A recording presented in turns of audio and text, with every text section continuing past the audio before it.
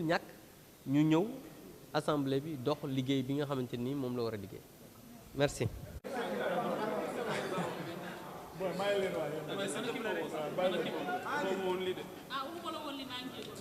Alors, honorable, c'est bon. Honorable, un blocage est noté dans le démarrage des travaux.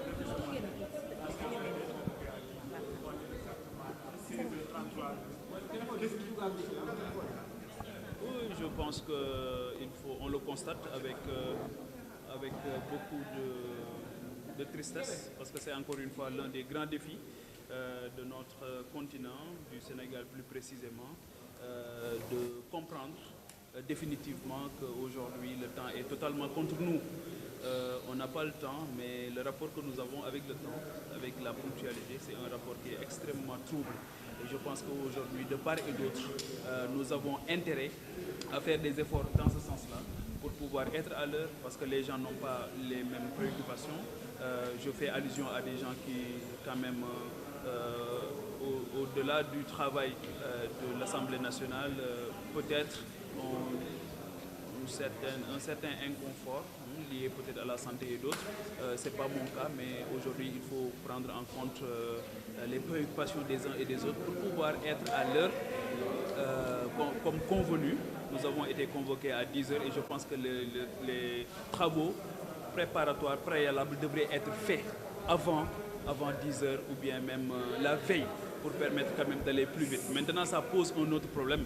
L'autre problème, c'est que les gens devront se parler le plus possible pour pouvoir trouver des consensus rapidement, pour pouvoir aussi avoir un esprit de dépassement, parce que je pense que le blocage principal, c'est d'habitude à l'intérieur même des groupes qu'il y a des difficultés à avoir des consensus, à pouvoir transcender certains obstacles, certaines différences, certaines orientations pour aller rapidement à l'essentiel.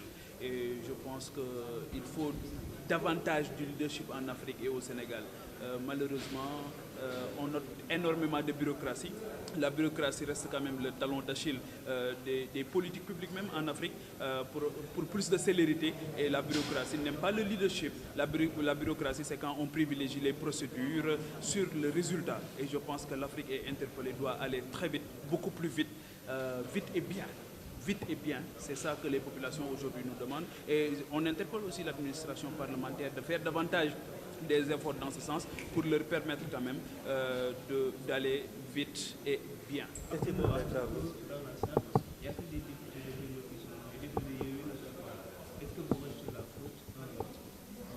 Je ne mets personne au box des accusés, j'interpelle tout le monde. Alors, le blocage, c'est le nom de Yémi ou des je ne sais pas. Les groupes concernés, vous pouvez leur demander. De toute façon, ils sont en concertation depuis 10 heures, donc pour avoir des consensus. Mais moi, je vais au-delà. Au-delà de ça, ce qu'on constate, c'est aujourd'hui l'Assemblée nationale n'a pas seulement le monopole de ce qui se passe ici, ça se passe ailleurs. Ça se passe même à la présidence. Donc je pense que c'est le peuple sénégalais qui est interpellé pour comprendre que les populations, comme on le dit en Wolof, donc les populations nous attendent sur les choses qui sont essentielles. Et je pense qu'on a intérêt quand même à faire ce pourquoi nous avons été élus, ce pourquoi les populations nous ont choisis, et de la transcendance, du dépassement. Et c'est ça qui est ressorti des élections du 31 juillet 2022.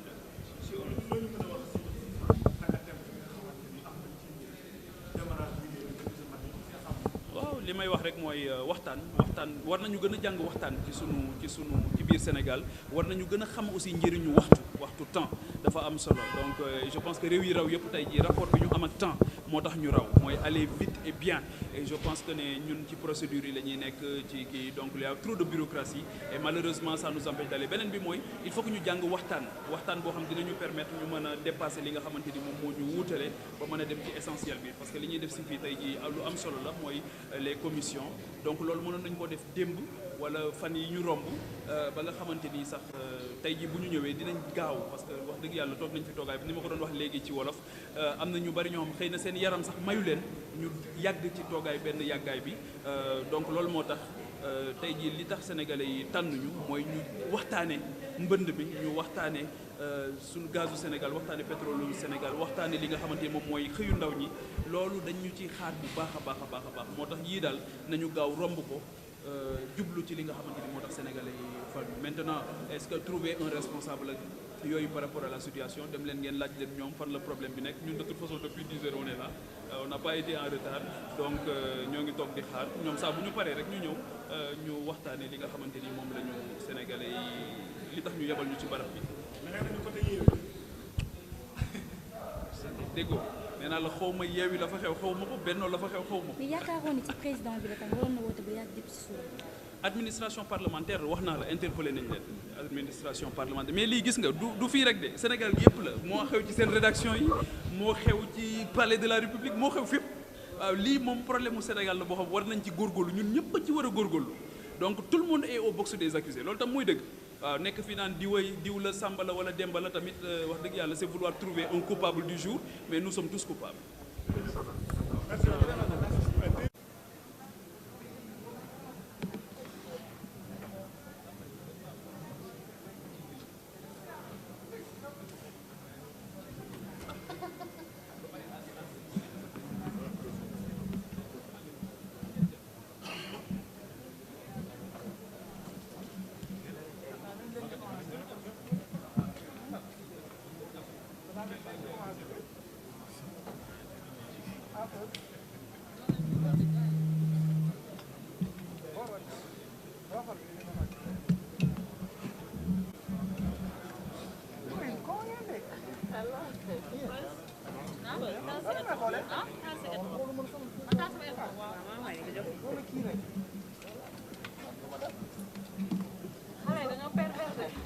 Xale